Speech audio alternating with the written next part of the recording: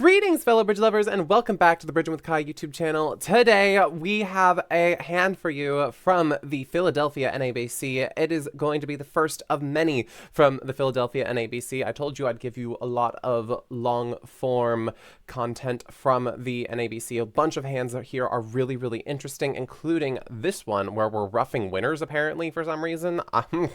We'll get into why later. But yeah, a little check-in. It's been a while since we've done one of these. It's been somewhere around 2 months or something. So sorry for not posting these hand analyses, because these are my favorite ones to post, and I think it's some of your favorites too.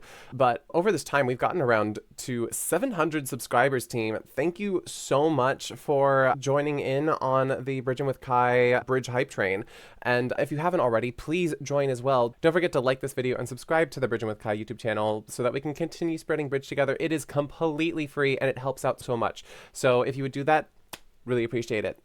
But without further ado, let's get into the hand analysis of why we should be roughing winners. Okay, let's do it. Alrighty, here is the hand. We are the dealer, and our opponents are vulnerable. We are not, and you have this beautiful 19 count with 9 cards in the majors. Starts off very, very simple. We can start off with a 1 heart opening, nice and easy, and then we get a 2 clubs overcall from West, showing 5 clubs and probably a strong club suit as well. And then your partner raises to 2 hearts, showing 3 hearts, 6 to 9 points, somewhere around there. And then it goes past to you, and you have to make a decision on what you're going to do. I mean, if you just do the math, partner has 6 high card points. So what are you going to do besides bidding 4 hearts? There's no point of even questioning it. I mean, partner could have 6 to 9. Are we interested in slam? Probably not. You would really need a dream hand from partner, something like the King, Queen of Hearts and the Queen of Spades and the Jack of Diamonds. I guess it's not impossible, but I thought it was low enough chances here that we would get that specific hand that I decided just bid 4 hearts and leave it a day. Oh, and by the way, we are playing match points. This was in the Life Master pairs. So yeah, I didn't see a point of really risking just going for slam when we shouldn't be there. So it goes pass to us, and now we get a spade lead, and this is your partner's hand. So the first thing that you might be like, whoa, we've got a 9 card fit in spades. Why are we not in spades? I mean, it makes sense. When your partner is responding, especially after an overcall, are they going to be telling you about their 5 card spade suit when they only have 5 high card points, or are they going to be raising you? Normally, when you have a small number of high card points, you don't bother with new suits. You just tell partner that you have support and they're going to go where they're going to go. So here, I think that this very much follows that whole idea.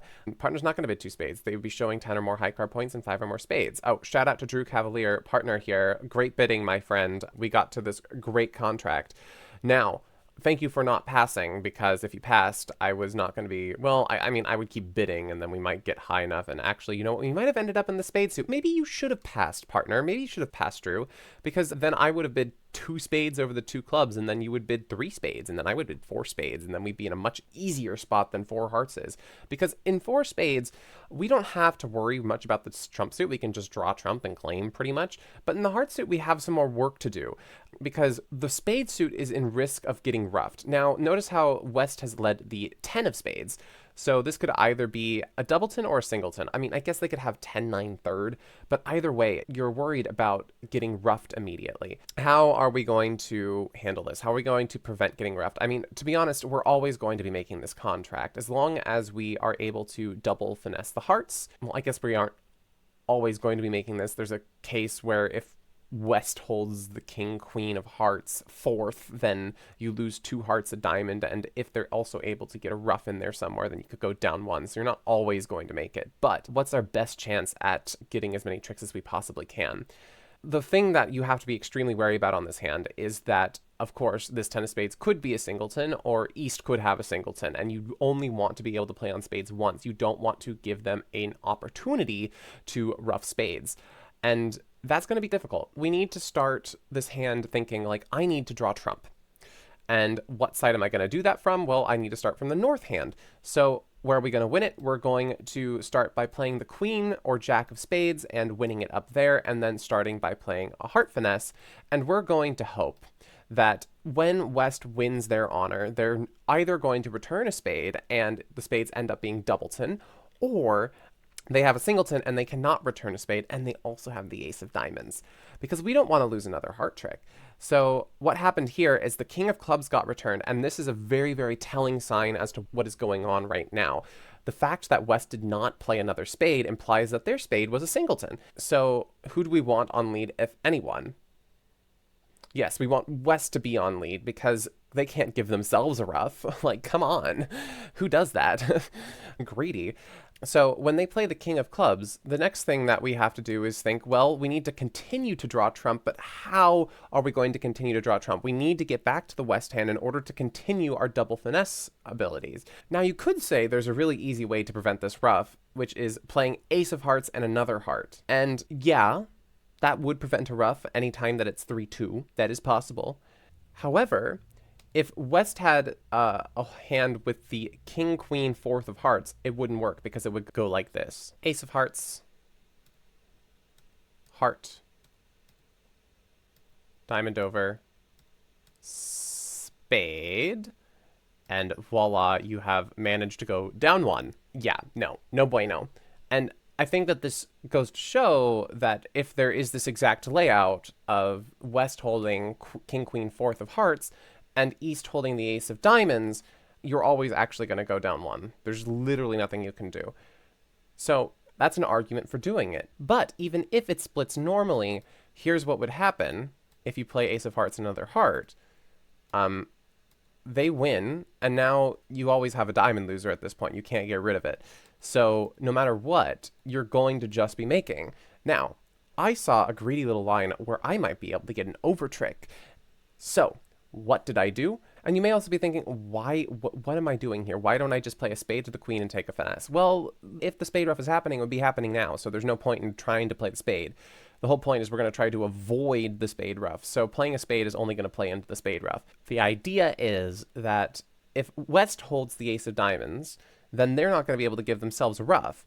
So if West holds the ace of diamonds, they win the ace of diamonds, and we're able to get over to the north hand by ruffing a diamond and then continuing to take this heart finesse, we might be able to score an over trick because they can't find the spade ruff, and we would just have high cards at that point. So here's how it goes. My greedy little self played the king of diamonds, and things go swimmingly. The ace of diamonds pops out. They have to take that, or else they never see their diamond trick again. Now, they return a club, which I just ruff, and then once again, how do you get to the north hand? You trump a winner. Because you know that spades isn't safe. If you try to play a spade, they're going to trump it.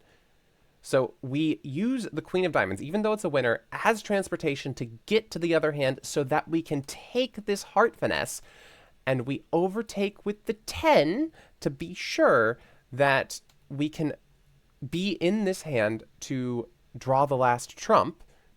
And we play the ace of hearts, and there goes the king of hearts, and I just had the rest of the tricks, as I had hearts, I had all the spades, I had the 10 of diamonds, I had everything.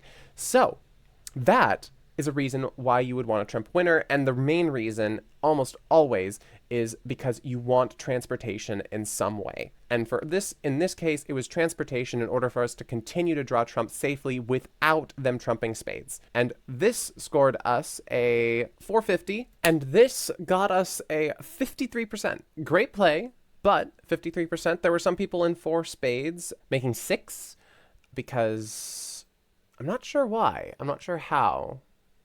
But there were some people in 4 spades making 6.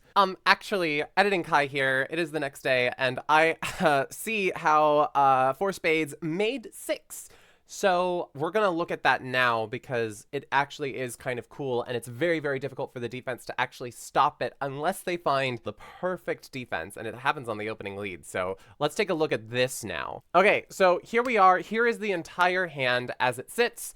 And if we had this auction that I was proposing where partnered pass, if instead it goes 1 heart from me, and then it goes 2 clubs, and then partner passes, and then I bid 2 spades, and then it goes pass, partner bids 3 spades, and then I bid 4 spades. If you have a different suggested auction, feel free to let me know as well, but this is technically a reverse, and I'm sure that Drew would have raised here at the least, and I'm confident I would be in game, going to game. So it goes pass, pass, pass. The most common lead is going to be the king of clubs. So they're going to lead the king of clubs. It's going to go club, club, ace, And now we see that we have a diamond loser and we have a heart loser. And it's like, how do we get rid of these losers? And the answer is, well, you can't get rid of a diamond loser unless they duck, which I don't think they're going to do. So you're going to have to get rid of a heart loser somehow, or at least that's the only way that you're going to do this legitimately.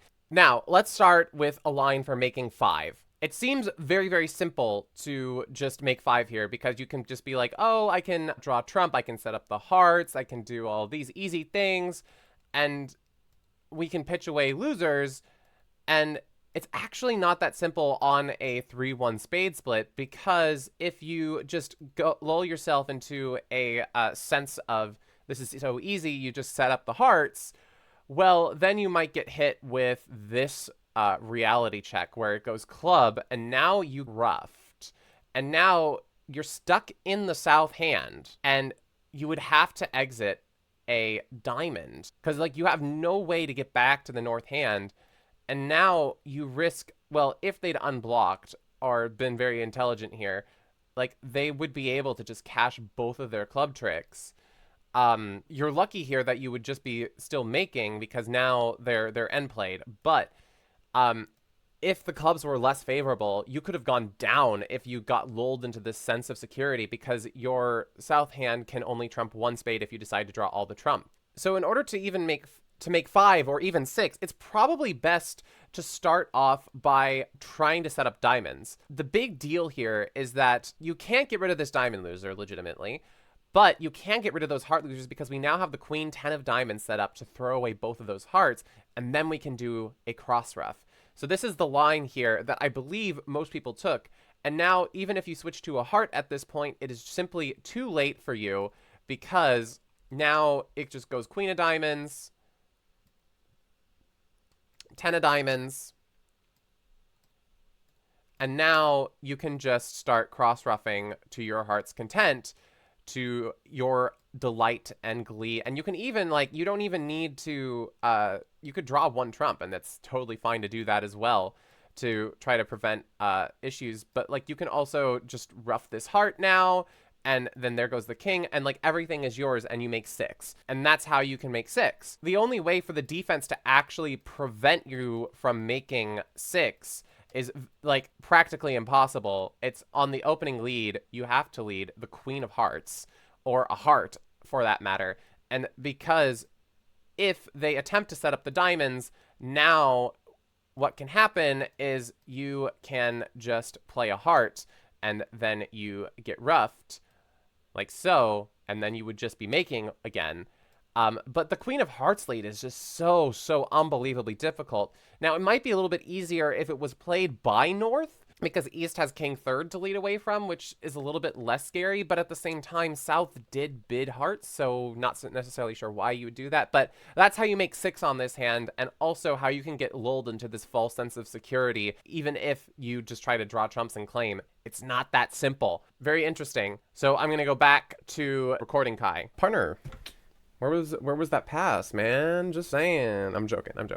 But yeah, that pass would have probably gotten us to a good 4 spades contract that it would be easier to play, but then we wouldn't have the story and we wouldn't have this YouTube video and yada, yada, yada. But it was a really cool play. Ruff that winner sometimes, guys. It's an option. Always an option to ruff winners, okay? Just do it when it's right, all right? But like, this video is here for you to learn from it and do it when it's right. But if you do it when it's wrong, you do not quote me for saying that you're supposed to ruff winners, okay? Good. Thank you. So thank you so much for watching. I hope you enjoyed this video. I hope you got something out of it. I had a lot of fun making it, and here's to many, many more of these videos that came out of the Philadelphia NABC. Oh, and don't forget, if you did like this video, you can always like it whenever you want. Like it now, and also subscribe to the Bridge with Kai YouTube channel so we can continue spreading bridge together. Thank you so much. All right, everyone. Thanks for watching. Keep on bridging, everyone. Bye.